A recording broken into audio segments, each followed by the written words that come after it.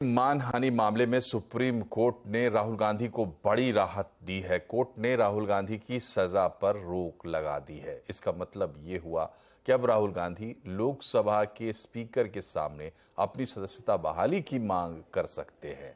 राहुल गांधी ने Gujarat high court के फैसले को सुप्रीम कोर्ट में चुनौती दी थी।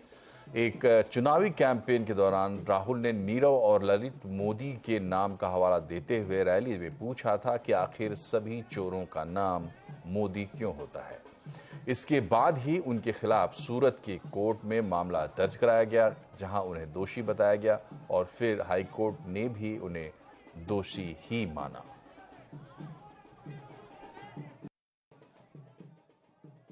मनोज मोदी ने जो मैटर डाला है वो खुद मोदी नहीं है, बल्कि एक गुटका परिवार से आते हैं, जो कि ट्रायल कोर्ट में ये बात उन्होंने एडमिट करी है। उन्होंने सारा पढ़ के सुनाया कि पैरा नंबर ये वॉल्यूम इस पे यहाँ पर इन्होंने अपने आप को ये एडमिट किया है। एक तो ये मोदी परिवार से नहीं आते, ये बनता नहीं है केस।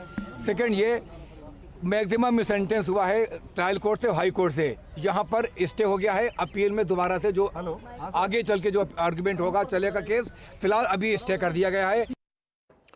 राहुल गांधी को सुप्रीम कोर्ट से राहत मिलते ही कांग्रेस में जोश भर गया। कांग्रेस मुख्यालय में जश्न का माहौल बन गया। कांग्रेस ने ट्वीट करके लिखा है कि आ रहा हूं, सवाल जारी रहेंगे। तो प्रियंका गांधी ने सत्यमेव जयते करते हुए ट्वीट किया।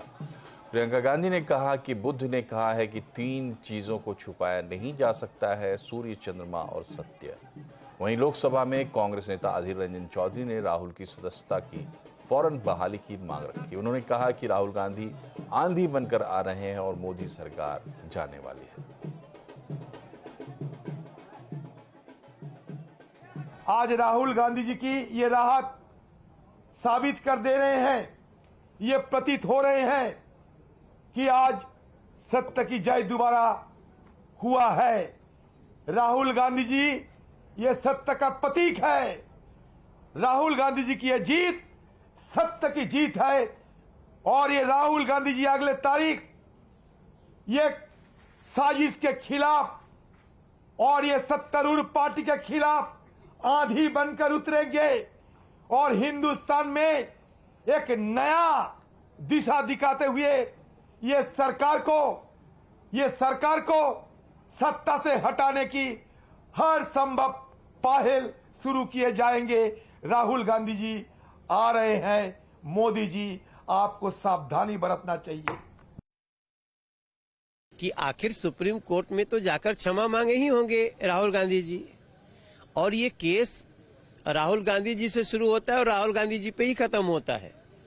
उन्होंने गाली दिया, पूरी कम्युनिटी को आप गाली दे रहे हैं। कोर्ट ने कहा, लोअर कोर्ट ने भी कहा था आप क्षमा मांग ले, तब क्षमा भी नहीं मांगे। तो आज सुप्रीम कोर्ट में क्षमा तो मांगे ही होंगे। और अब बात करते हैं अपनी सहयोगी पल्लवी घोष से। पल्लवी, फौरी तौर पर राहत मिल गए है राहुल गांधी को, लेकिन देश की राजनीति के लिए और खासकर कांग्रेस के लिए क्या मायने होंगे इसके?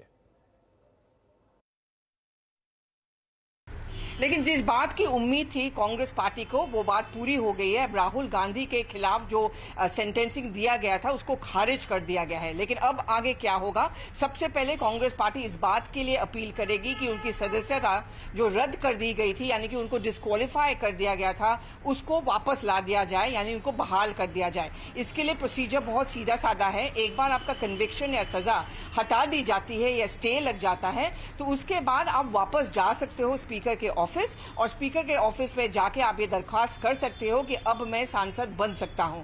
ऐसे में कांग्रेस पार्टी के लिए एक जीत की स्थिति बनी हुई है।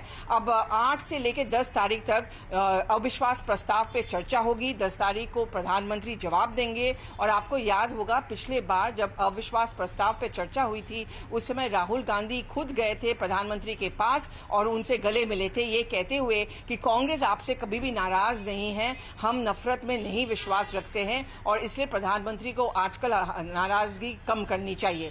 ऐसा ही कुछ शायद स्ट्रैटेजी होगा कांग्रेस पार्टी का। अगर उनकी सदस्यता बहाल की जाती है तो जब अविश्वास प्रस्ताव पे चर्चा शुरू होगी तब राहुल गांधी शायद एक बार फिर से बोलेंगे, क्योंकि 8 से लेकर 10 तारीख तक है। लेकिन इसके अलावा क्या है राजनीतिक पैंतरा कांग्रेस पार्टी का, आपने तो देखा ही होगा कि सोशल मीडिया पर जो बयान भी आ रहा है कांग्रेस पार्टी के नेताओं का, उसमें बार बार वो लोग यही बात कर रहे हैं कि सत्यमेव जयते, यानी कि सच्चाई की जीत हुई है।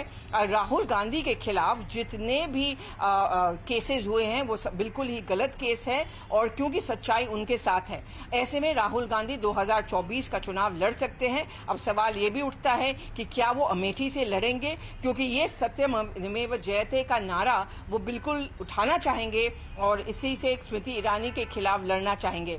राजनीतिक गलियारों में कांग्रेस पार्टी में हलचल तो मच गई है, और इसके अलावा जितने भी विपक्षी दल हैं, चाहे वो उमर अब्दुल्ला हो, चाहे वो शिवसेना उद्धव ठाकरे का फैक्शन हो, सबने राहुल गांधी को बधाई दी।